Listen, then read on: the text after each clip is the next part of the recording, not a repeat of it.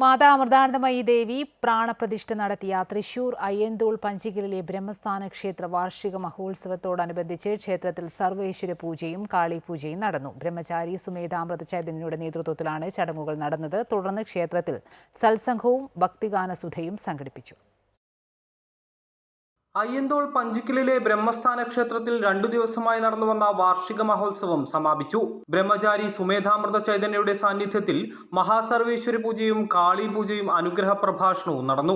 ഏത് ദേവന്റെ ഉപാസകനാണോ ആ ദേവനെ സ്മൃതി മാത്ര കൊണ്ട് ഉണർത്തിയെടുക്കാൻ സാധിക്കും.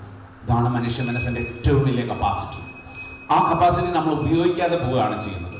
നമ്മൾ പറയുന്നത് ഏറ്റവും വലിയ ദുരന്തം എന്നത് സുനാമിയും വെള്ളപ്പൊക്കവും അല്ലെ ദുർഭരണമൊന്നുമല്ല. ഏറ്റവും വലിയ ദുരന്തം എന്നത് നമുക്ക് കിട്ടിയ കഴിവ് നമ്മൾ ഉപയോഗിക്കാതെ പോകുന്നതാണ്. ശരിക്കും അമ്മ നമ്മൾക്ക് പഠിപ്പിച്ചു തന്നത് എന്താണ്? ഈ ദേവീനെ ഉപാസിക്കാനാണ്. ഉപാസിക്കാൻ ആ ഉപാസനശീലം നമുക്ക് തന്നിട്ട് നമുക്ക് അത് നമ്മൾ ഉപയുക്തമാക്കി കഴിഞ്ഞാൽ നമ്മൾക്കും കുടുംബത്തിലേക്കും നമുക്കത് ആനയിക്കാൻ പറ്റാം. അത്ര മതി. തുടർന്ന് സത്സംഗവും ഭക്തിഗാനസുധയും നടന്നു.